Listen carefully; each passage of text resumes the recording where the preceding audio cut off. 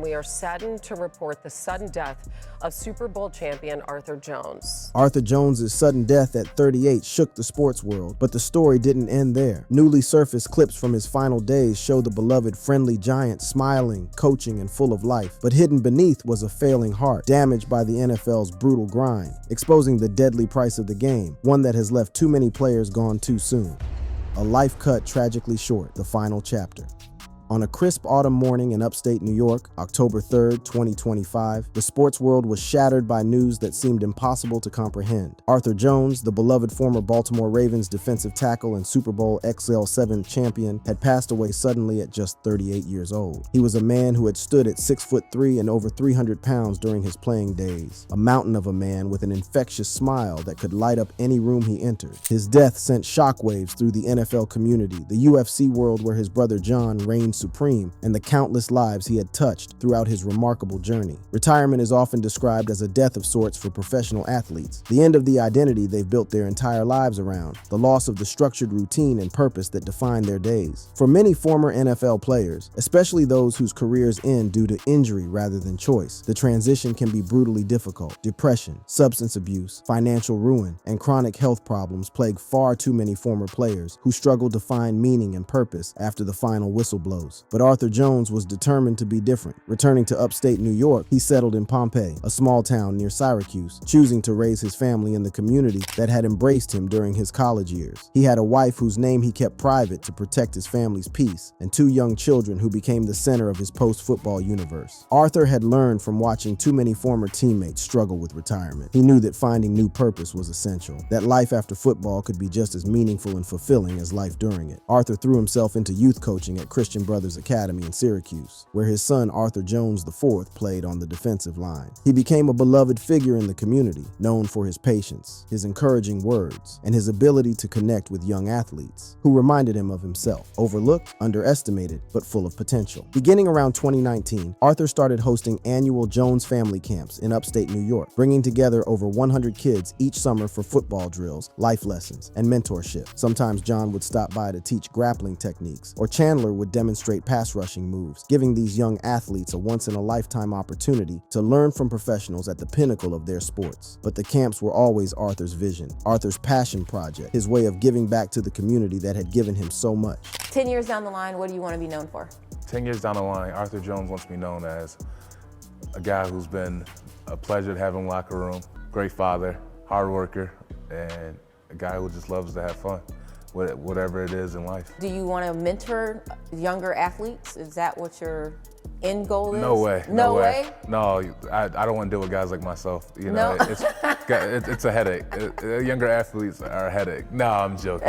Of course I do. You know, sports is something that's been a blessing for me and my family, and it's something that's always going to be there. Behind the smiles and the coaching and the family camps, however, Arthur was managing a serious health condition that few people knew about. At some point after his retirement, Arthur had been diagnosed with a pre-existing heart condition severe enough to require the implantation of an implantable cardioverter defibrillator, or ICD, a sophisticated medical device that combines the functions of a pacemaker and a defibrillator, constantly monitoring heart rhythms and delivering electric shocks when it detects life-threatening arrhythmias. The need for an ICD at such a young age suggested serious underlying cardiac problems, likely the result of the cumulative toll that playing defensive tackle at over 300 pounds had taken on his cardiovascular system. Studies have shown that former NFL players, particularly offensive and defensive linemen, face dramatically elevated risks of hypertension, cardiomyopathy, and sudden cardiac arrest, 2 to 3 times higher than the general population. The rapid weight fluctuations required for the position, the chronic dehydration, the physical trauma of thousands of violent collisions, all of these factors contribute to long-term cardiac damage that often doesn't manifest until years after retirement. There was also Arthur's family history to consider. His mother, Camille, had died in 2017 at just 55 years old from complications related to diabetes, a disease that dramatically increases cardiovascular risk through vascular damage and autonomic neuropathy. The final weeks of Arthur's life showed no outward signs that tragedy was imminent. In mid-September 2025, he attended a Syracuse youth youth football camp, coaching defensive line drills with his trademark enthusiasm and energy. Photos from the event show him laughing with the kids, his arm around his son, looking healthy and vibrant, every bit, the friendly giant that so many people remembered him as. On September 28th, he posted on social media about a family hike in the Finger Lakes region, captioning the photo, "Nothing beats NY fall with my crew, grateful." The image showed Arthur smiling broadly, surrounded by fall foliage, looking every bit like a man at peace with his life and his choices. On October 1st, just 2 days before his death, Arthur attended his son's Christian Brothers Academy football game, cheering from the sidelines as CBA won 28-14. Witnesses reported that he seemed happy, engaged, full of life, showing no signs whatsoever of the cardiac catastrophe that was about to occur. October 3rd, 2025 began as an ordinary Friday morning in the Jones household. Arthur's wife and children had left for school and work, leaving him home alone. At approximately 10:50 a.m. Eastern Time, Arthur's ICD detected a life-threatening cardiac arrhythmia, likely ventricular fibrillation or ventricular tachycardia, conditions where the heart's lower chambers quiver uselessly instead of pumping blood. The device did exactly what it was designed to do. It automatically delivered electric shocks in an attempt to restore normal heart rhythm and simultaneously sent an alert to Arthur's physician. When the physician's office couldn't reach Arthur by phone and the ICD continued to signal an emergency, they immediately called 911. At 10:58 a.m., Pompey firefighters, Onondaga County Sheriff's deputies, and rural metro ambulance crews arrived at Arthur's home. What they found was every first responder's nightmare. Arthur was unresponsive on the floor, without a pulse, without any signs of breathing. Despite their best efforts, CPR, advanced cardiac life support, manual defibrillation attempts, medications, nothing could bring him back. At 11:12 a.m., just 22 minutes after the emergency call was placed, Arthur Jones was pronounced dead at the scene. He was 38 years old, just over a month away from his 39th birthday. The Onondaga County Sheriff's Office immediately ruled out foul play, determining that Arthur's death was natural and related to his pre-existing heart condition. An autopsy was conducted, but out of respect for the family's privacy, specific medical details have not been publicly released. What we know is that even with an ICD monitoring his heart and the ability to deliver life-saving shocks, even with emergency services arriving within minutes, Arthur's cardiac event was simply too severe, too sudden, too catastrophic to survive. That afternoon, the Baltimore Ravens released a statement that would be shared across the sports world. Full statement from Ravens official site said, "We are terribly saddened to learn of Arthur Jones's sudden passing. Arthur's presence was a gift to everyone he encountered. His big, bright smile, infectious energy, and eternal positivity created a presence that continuously uplifted others. He was kind, courteous, and enthusiastic, always displaying a love for family, teammates, and friends. We send our deepest condolences to the Jones family and all who loved Arthur." Ravens head coach John Harbaugh added his own tribute. "My heart is heavy today after the loss of Art Jones. Art was truly a remarkable person, a dedicated teammate, a relentless worker, and someone any coach would be proud to lead. His love for life, generous spirit, and radiant smile left a lasting impression on everyone fortunate enough to know him. He had a genuine gift for connecting with people, bringing joy to the locker room and beyond, and his presence was a source of light within our team and the Baltimore community." Former teammate Haladi Ngata, who had mentored Arthur during his early years in Baltimore, posted simply on social media, "R.I.P. Arthur Jones, a great teammate and brother. Prayers to the Jones family." The tributes poured in from across the sports world, but to understand the full weight of this loss, we must travel back to where it all began, to the backyard wrestling sessions and family bonds that shaped not just Arthur, but an entire dynasty of athletic excellence.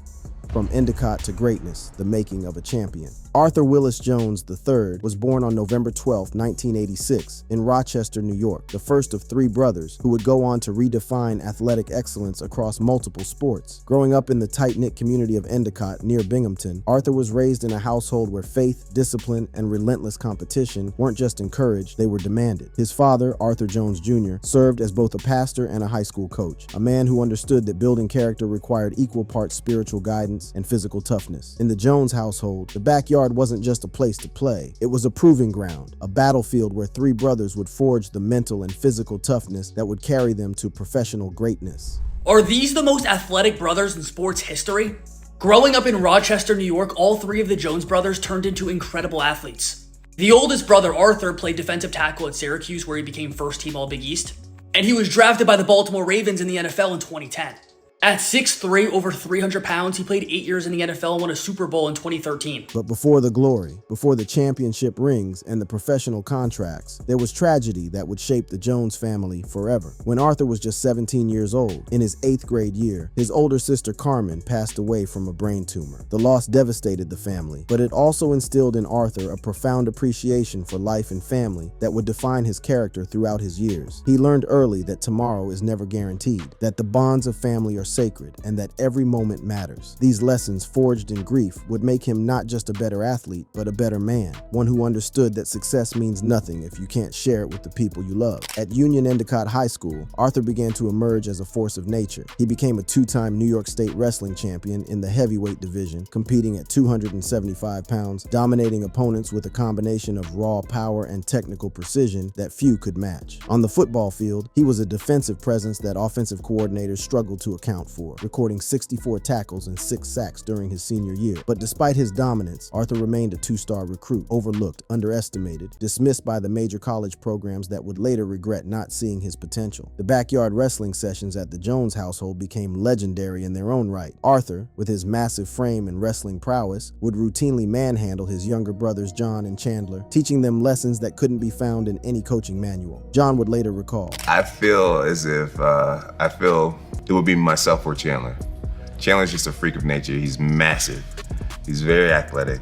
But even John, who would go on to become arguably the greatest mixed martial artist of all time, acknowledged Arthur's dominance in those early years. I pretty much grew up getting my ass kicked by a really special talent. It's why I turned out so tough, John later admitted, crediting Arthur's relentless physical dominance for building the mental fortitude that would carry him through. 28 victories in the UFC octagon. Syracuse University took a chance on Arthur when the bigger programs wouldn't, and what followed was a transformation that epitomized everything college football should be about. Walking onto the Syracuse Orange as an overlooked prospect, Arthur would leave as one of the most decorated defensive linemen in program history. Over 5 seasons from 2005 to 2009, he didn't just play, he dominated, setting records that still stand today and establishing himself as the kind of player that defensive coordinators build their schemes around. His numbers tell a story of sustained excellence: 109 tackles, 38.5 tackles for loss, a school record for interior linemen that remains untouched, 6.5 sacks, 5 fumble recoveries, and 2 forced fumbles. But statistics alone can't capture what Arthur brought to the Syracuse defense. He was the kind of player who made everyone around him better, who elevated his teammates through his work ethic and infectious positivity. His breakout junior season in 2007 saw him record 29 tackles and 13 tackles for loss, earning him first-team All-Big East honors, an achievement he would repeat in 2008 when he posted 24 tackles and 10 tackles for loss. One particular game stands out in Syracuse lore. On October 31st, 2008, against Rutgers, Arthur exploded for a career-high 5 tackles, including 2 tackles for loss and a pass deflection, helping lead the Orange to a 28-23 victory. After the game, head coach Doug Marrone couldn't contain his praise. Arthur was unblockable, he told reporters, a statement that would prove prophetic as NFL scouts began to take serious notice of the undersized defensive tackle who played with the heart of a lion. In 2009, Arthur's senior season, he served as team captain, providing leadership and mentorship to a young Syracuse team that included his younger brother Chandler, who was just beginning his own legendary college career. Despite missing 3 games due to injury, Arthur still managed to post 19 tackles, 7 tackles for loss, and 1.5 sacks. More importantly, he was teaching Chandler the ropes, showing him what it took to compete at the highest level, setting an example that Chandler would follow all the way to 4 Pro Bowl selections and a Super Bowl championship of his own. When the Baltimore Ravens selected Arthur in the 5th round of the 2010 NFL Draft with the 157th overall pick, signing him to a 3-year, $1.4 million contract, many saw it as a low-risk flyer on a player who might contribute on special teams or as a rotational piece. What they got instead was a player who would help anchor one of the most fearsome defenses in NFL history, a unit that would ultimately bring a championship back to Baltimore. Arthur's rookie season in 2010 was limited to just 2 games with no statistics as he recovered from injuries and adjusted to the NFL's speed and physicality. But rather than becoming discouraged, Arthur used that time to learn from the veterans around him, studying under defensive tackle Halati Ngata and absorbing every lesson he could from the Ravens' championship caliber roster. In 2011, his patience paid off as he appeared in 15 games with 5 starts, recording 23 tackles and his first NFL sack. He was emerging, growing, becoming the player the Ravens had hoped he could be. Then came 2012, the season that would define Arthur Jones's career and cement his place in Ravens history. Playing in all 16 games with 9 starts, Arthur recorded 47 tackles, 4.5 sacks, and 7 tackles for loss. Career-high numbers across the board that announced him as one of the Ravens' most reliable defensive weapons. But it wasn't just the regular season statistics that mattered. As the Ravens embarked on their playoff run, Arthur would deliver on the biggest stages, in the most crucial moments, when championships are won and legends are born. This journey to glory, however, would come with a price that Arthur would pay for the rest of his too short life.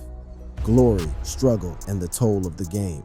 The 2012 Baltimore Ravens were a team on a mission, a squad that knew their championship window was closing and that this might be their last best chance at glory. Led by the legendary Ray Lewis in his final season, the Ravens weren't just playing for a championship, they were playing for legacy, for history, for the chance to send one of the greatest linebackers of all time out on top. And Arthur Jones, the former 2-star recruit who had been overlooked and underestimated his entire life, would play a pivotal role in making that dream a reality. The AFC Championship game presented a unique challenge and an unforgettable storyline. The Ravens faced the New England Patriots, meaning Arthur would be going head-to-head against his younger brother Chandler, who was in his rookie season with New England. It was the first brother versus brother matchup in NFL playoff history, a moment that divided their family down the middle and created a scene that would have been unimaginable just a few years earlier when they were wrestling in their Endicott backyard. In a dominant performance, the Ravens defeated the Patriots 28-13, and Arthur recovered a crucial fumble in the fourth quarter that helped seal the victory. After the game, as cameras captured the moment, the brothers embraced at midfield, Arthur heading to the Super Bowl, Chandler's season ending in disappointment. Super Bowl 7 in New Orleans would become one of the most memorable championship games in NFL history, not just for the quality of play, but for the bizarre circumstances that would forever link it to a power outage that stopped the game for 34 minutes. But before the lights went out, before the chaos and confusion, Arthur Jones had already made his mark on the game's outcome in ways that would prove absolutely crucial. At 9:15 in the second quarter, with the Ravens building momentum against the San Francisco 49ers, Arthur burst through the offensive line and sacked quarterback Colin Kaepernick for a 5-yard loss, disrupting a drive and forcing San Francisco to punt. Moments later, the Superdome went dark, and when play resumed, the momentum had shifted. But Arthur wasn't done. Later in the second quarter, he recovered a fumble at the San Francisco 20-yard line, setting up a touchdown run by Ray Rice that extended Baltimore's lead. Arthur would later describe the feeling, It was amazing. Really one of the best days of my life. Just, Ray Lewis always talk about feeling that confetti fall. And we used to laugh when he always used to talk about it. I cry like a baby. When you feel it, it's like the first time you feel snow. It's no better feeling. The Ravens would go on to win 34-31 in a thriller, and Arthur Jones had his championship ring. He had validated every hour spent in the weight room, every bruising practice, every moment of doubt when scouts said he was too small or too slow. He had proven that heart and determination could overcome any physical limitation. For Arthur's performance and his infectious positivity throughout the season, the Ravens awarded him their Good Guy Media Award, recognizing not just his play on the field, but his character off it. In 2013, Arthur continued his strong play, starting all 16 games and recording 28 tackles and 3 sacks. Over his 4 seasons in Baltimore, he had established himself as a reliable, productive defensive tackle who brought energy and positivity to a locker room full of strong personalities. His total Ravens statistics, 53 games, 20 starts, 120 tackles, 8.5 sacks, and 12 tackles for loss, told the story of a player who had maximized his opportunities and helped bring a championship to Baltimore. When free agency arrived in March 2014, Arthur was ready for his big payday, the life-changing contract that every NFL player dreams about. The Indianapolis Colts, desperate to upgrade their defensive line and compete with the AFC's elite, offered Arthur a 5-year, $33 million contract with $19.5 million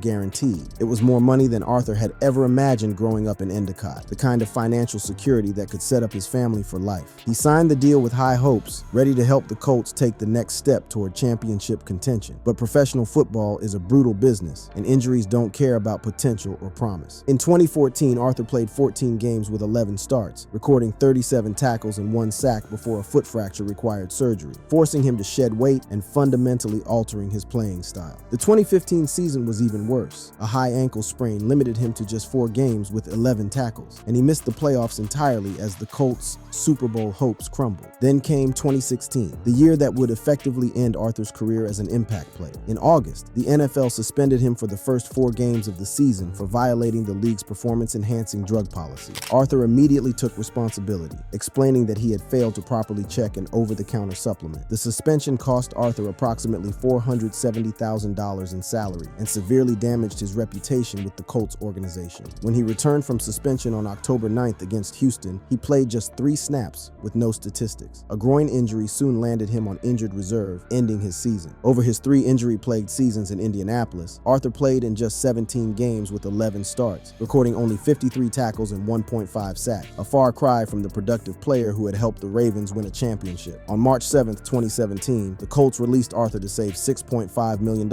in cap space, effectively admitting that his $33 million contract had been a mistake. At 30 years old, with his body breaking down and his reputation damaged, Arthur found himself at a crossroads. Many players in his position would have simply walked away, taken their millions, and disappeared into retirement. But Arthur wasn't ready to give up on the game he loved. The Washington Redskins offered him a lifeline, a 1-year, $2.5 million contract to prove he could still contribute. Arthur accepted, hoping for one more chance to show what he could do when healthy. But fate had other plans. In training camp, a calf strain limited his participation, and when the regular season arrived, he played in just 1 game with no statistics before the injury worsened. In 2018, at just 31 years old, Arthur Jones retired from professional football. His final career statistics: 64 games, 31 starts, 173 tackles, 10 sacks, 17 tackles for loss, 2 forced fumbles, and 5 fumble recoveries, told the story of a solid NFL career, but they couldn't capture everything Arthur had meant to his teams and teammates. More than the statistics, more than the Super Bowl ring, Arthur had brought an infectious positivity and work ethic that made everyone around him better. What Arthur and so many others didn't fully realize at the time was that the physical toll of playing at over 300 pounds, of absorbing thousands of violent collisions, of pushing his body to its absolute limits week after week, season after season, was creating a debt that his cardiovascular system would eventually be forced to pay. The glory of Super Bowl XL7, the satisfaction of a championship earned, the pride of providing for his family, all of it came with a hidden cost that would only become apparent years later, in that quiet Pompey home on an October morning when his heart could take no more. Arthur's death is part of a troubling pattern. He joins a heartbreaking list of former Ravens who have died far too young. Jacoby Jones at 40 in 2024 from hypertensive cardiovascular disease, Jalen Ferguson at 26 in 2022 from an accidental fentanyl and cocaine overdose, and others. Across the NFL, studies have shown that former players face dramatically elevated risks of premature death, particularly from cardiovascular causes. The physical demands of professional football, the repeated trauma, the weight requirements, the use of performance-enhancing substances, the chronic inflammation, all take their toll on the body in ways that often don't become apparent until years after retirement. Syracuse University athletic director John Wildhack released a statement saying, "Arthur Jones was a tremendous player and even better person. He was someone that brought joy to everyone he encountered. We were fortunate that Arthur continued to support our football program after his playing career. He impacted many of our student athletes, always with a smile and uplifting message. Our thoughts and prayers are with his loved ones." Arthur's story is particularly poignant because he had done so many things right in retirement. He hadn't become isolated or depressed. He had found new purpose in coaching and mentoring young athletes.